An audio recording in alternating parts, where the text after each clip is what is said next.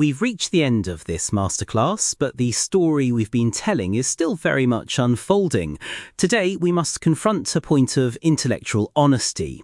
While Italy now has a significant national law from 2026, the essential engine that will make it truly effective, proper training, remains an unresolved issue.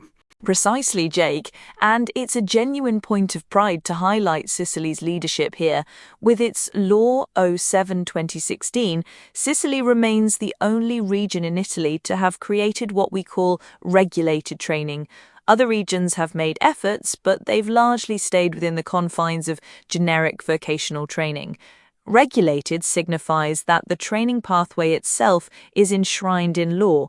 It's an armoured standard that directly adheres to international IDSA and IMCA requirements. And yet, despite this regulatory jewel existing since 2016, the Italian state, in its new 2026 law, hasn't explicitly adopted the Sicilian model as the sole national standard.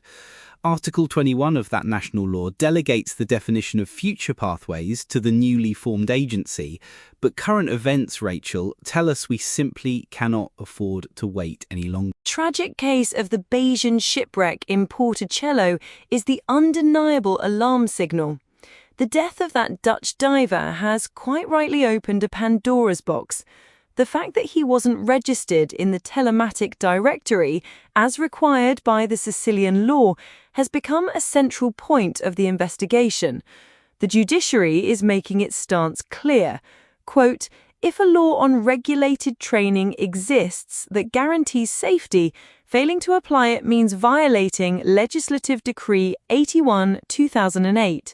End quote. It's a stark paradox, isn't it? We have a region that has had a tested, proven solution ready for 10 years, while the state has only just created a national agency, but it still hasn't decided which path to take for training. Industrial logic, alongside common sense, suggests that this national agency shouldn't be trying to invent something entirely new. It should, quite simply, embrace the Sicilian model. That would be the most natural and logical step, taking the established concept of regulated training, the telematic directory, and the professional card, and scaling them up to a national level.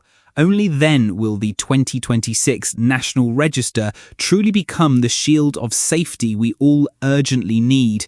The Sicilian model has even proven its robustness in court, holding up under scrutiny in a case of manslaughter.